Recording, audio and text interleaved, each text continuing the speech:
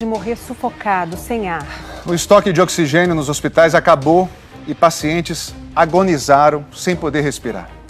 Profissionais de saúde e as famílias dos doentes entraram em desespero. O colapso que se anunciava veio de forma devastadora. O repórter Alexandre Rissaiasso acompanhou a angústia de parentes na busca por socorro. Dentro da ambulância, agonia. Dona Raimunda tem dificuldade para respirar. O oxigênio da ambulância já está acabando e não tem para onde transferir. A gente está vendo que o enfermeiro está abanando ela. Ela está agonizando ali, como é que pode? A pessoa está morrendo na porta do hospital. A aposentada está há mais de 15 dias com Covid e só piorou. Agora ela está saturando a 40, chegou a 33, batimento cardíaco acima de 145. Então logo ela vai ter um infarto. Funcionários do hospital tentam nos impedir de continuar a entrevista. Não, pare com isso. O hospital tem que ter responsabilidade. Você não Pode ligar para o secretário. Pode ligar, mano. A espera dura mais de 1 hora. Conseguiram? Dona Raimunda é levada para dentro do hospital. As imagens de celular mostram a situação do hospital 28 de agosto ontem. Lotado, um paciente colado ao outro. A médica diz que quando o oxigênio estava chegando ao fim, a única forma de manter os pacientes vivos foi reduzir a quantidade que cada um recebia. A gente se sente impotente, essa é a palavra. Temos uma notícia de que o oxigênio está acabando, o oxigênio vai acabar em 1 hora. Como falar isso para o nosso paciente? É desesperador para a gente, é angustiante, dói na alma. Você vê um paciente pedindo ajuda e você não ter como ajudar no mínimo, que é fornecer um suporte de oxigênio para esse paciente. Foi na quinta-feira que o problema da falta de oxigênio nos hospitais saiu do controle. As primeiras imagens que chegaram às redes sociais eram de desespero. Precisamos de oxigênio, doutor Araújo. É um oxigênio para 5 pessoas em uma sala. Os médicos estão revezando de um para o outro para poder socorrer. Gente, pelo amor de Deus, é uma calamidade. Não tem mais oxigênio, tudo vazio aqui, ó. Tem um monte de paciente aqui, não tem mais oxigênio. Quem tem em casa, por favor, traga aqui para a Policlínica da Redenção. Aqui em Manaus, Amazonas, nós estamos sem, os pacientes estão morrendo. Por favor, pessoal. Por mensagem de voz, o comando da polícia avisou aos batalhões que o patrulhamento estava temporariamente suspenso para que as viaturas pudessem auxiliar no transporte dos cilindros de oxigênio. Estamos numa situação muito grave agora, nesse momento, onde algumas unidades hospitalares estão acabando os oxigênios, a determinação, para a gente ficar de prontidão. Não vai sair para atender a ocorrência, vai ser só apenas para suprir essa necessidade médica. Seu Antônio chega desmaiado ao hospital.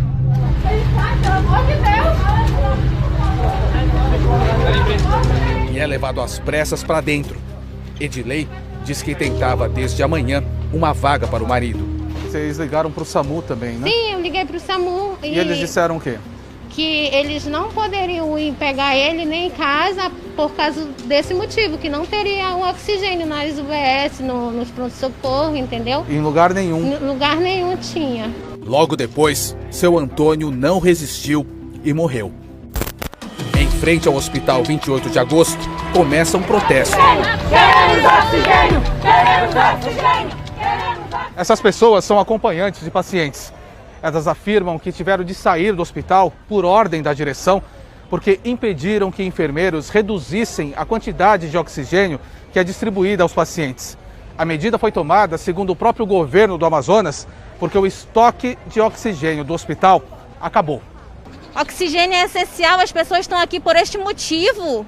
E o seu pai? O meu pai está aqui, 73 anos. Sabe, lutando pela vida dele, lutando, e o hospital não está dando condições. Se meu pai morrer, ele vai morrer por negligência, não vai ser pela doença, vai ser por negligência, por falta de medicamento. Depois que a acompanhante do pai da Patrícia foi obrigada a sair, ela ficou sem informações do seu Aloísio. Tem muita gente, tá lotado, tá faltando profissionais para assistirem os pacientes, não tem equipamento, não tem o oxímetro, não tem aferidor de pressão. Quem ajuda são os poucos acompanhantes que conseguiram entrar. É revoltante, é um absurdo. Eu nunca imaginei que o meu pai ia passar por uma situação dessa.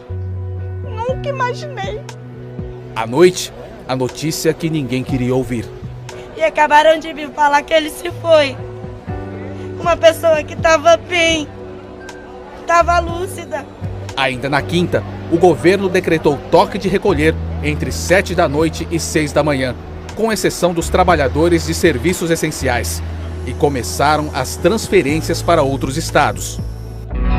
Ao mesmo tempo, o Reino Unido proibia a entrada de brasileiros por conta da nova variante do coronavírus, descoberta no Amazonas.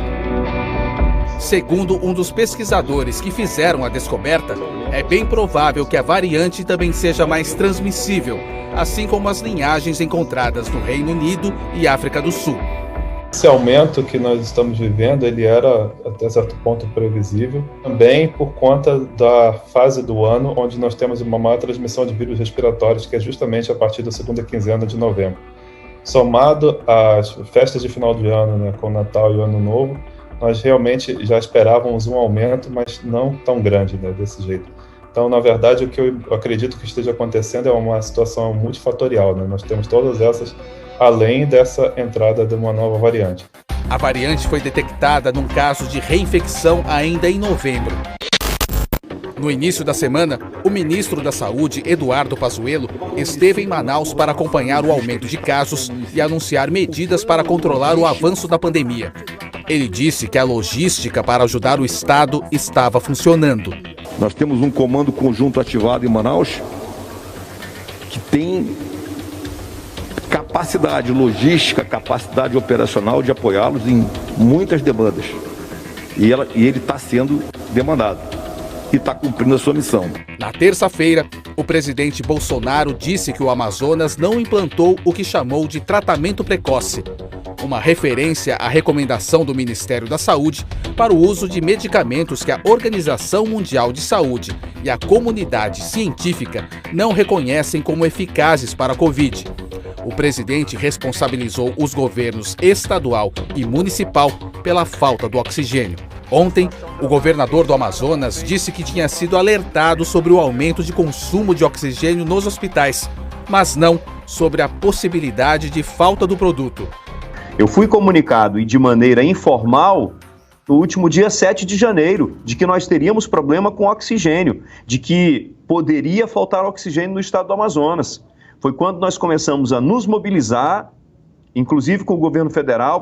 O prefeito de Manaus, Davi Almeida, disse que os serviços de saúde da prefeitura oferecidos à população não foram afetados e que doou oxigênio para outros hospitais. Na quarta-feira, que foi o dia mais crítico, nós usamos a nossa reserva de 10 dias, usamos em apenas um dia para socorrer os hospitais estaduais e também o Hospital Federal que tem aqui na nossa cidade.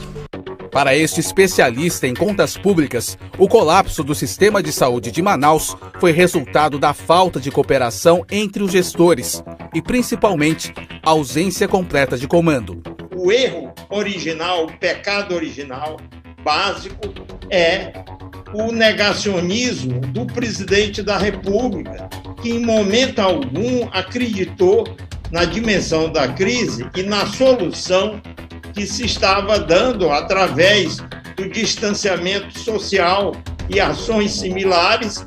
Então, você faz no plano mais elevado o planejamento e define as ações, e depois aquilo vai descendo, como nós temos uma federação, tem estados e tem municípios, cada um terá seu papel nisso. O comando tem de ser do presidente da República, não tem como ser de outra pessoa.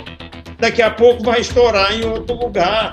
Ainda há tempo do governo assumir o seu papel, sair em campo junto com governadores e prefeitos. A situação da Covid em Manaus já era grave no fim de dezembro. Na época, o governo do estado decretou o fechamento do comércio. Apesar da gravidade da situação, comerciantes foram às ruas protestar. O governo cedeu e voltou atrás. Nas redes sociais, apoiadores do presidente Bolsonaro comemoraram a decisão. O filho e deputado federal Eduardo Bolsonaro escreveu que todo o poder emana do povo. As deputadas federais Carla Zambelli e Bia Kicis também se manifestaram. Na porta do hospital, sofrendo com a internação do pai, Raíssa desabafa. Critica quem nega a ameaça da Covid e não poupa as autoridades. A gente está vivendo esse pesadelo já desde antes do Natal. E o que aconteceu? O pessoal foi na rua para pedir que o comércio continuasse aberto. Para pedir que o comércio continuasse aberto. Porque a nossa vida não importa, mas o lucro deles sim. Né? E aí o que o governador fez? Ele cedeu e ele deixou o comércio aberto até o ano novo. Até o ano novo. E aí aconteceu esse desastre. A justiça determinou que o governo federal assegure o fornecimento de oxigênio para o estado do Amazonas. Cilindros começaram a chegar para os hospitais e também para quem tinha condições de pagar. Parentes se aglomeravam e disputavam para conseguir comprar oxigênio num dos locais de abastecimento da cidade. Clarissa, médica que atende a região oeste da capital, diz que a falta de oxigênio transformou a rotina na ambulância em uma luta quase perdida.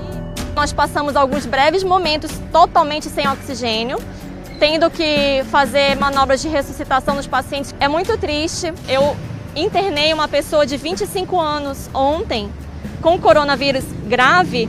E quando não tem mais jeito, a gente começa um protocolo, começa a fazer medicação analgésica, que é morfina em bomba de infusão.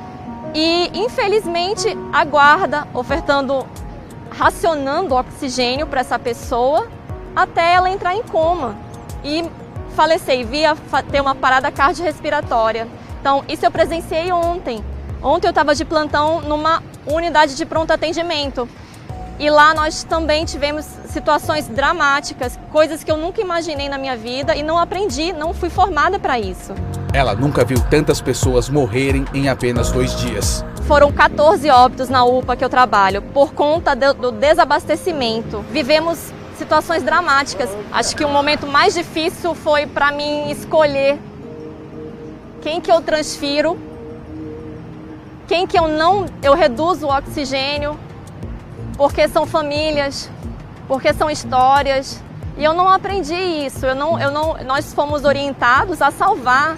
Clarissa diz que a situação é muito pior do que o primeiro pico da pandemia. Parece que nada aprendemos. A gente foi disparado agora para uma ocorrência Covid, a gente não vai ter vaga, ninguém vai aceitar. Nós acompanhamos a médica num atendimento de emergência. A doutora quer orientar vocês, No primeiro hospital, ela consegue entrar e pela porta entreaberta, vemos pacientes nos corredores, muita gente passando de um lado para o outro. A unidade está lotada. Não tem vaga? A equipe do SAMU foi informada que não há vagas no Hospital Platão Araújo. Daqui, eles vão seguir para o Hospital João Lúcio e tentar internar a paciente lá. Clarissa entra de novo. A paciente, a dona Nauciel, vai ser internada aqui no Hospital João Lúcio. Mas a internação só foi possível porque a família tem um cilindro de oxigênio. Enquanto esperávamos por notícias de dona Nauciel, chega um paciente desmaiado, que não consegue atendimento e segue para outro hospital. A médica diz que dona Nauciel terá tratamento adequado. Ela está muito grave. A situação na sala de emergência de todos os hospitais de Manaus está uma calamidade, infelizmente. Tivemos sorte. Outras famílias não tiveram a mesma sorte. Ontem, os enterros continuaram nos cemitérios de Manaus. O número de pessoas mortas por Covid ou por suspeita da doença chegou a 202 em apenas um dia esta semana. Esta é mais uma área reservada dentro do cemitério para sepultar mortos pela Covid-19.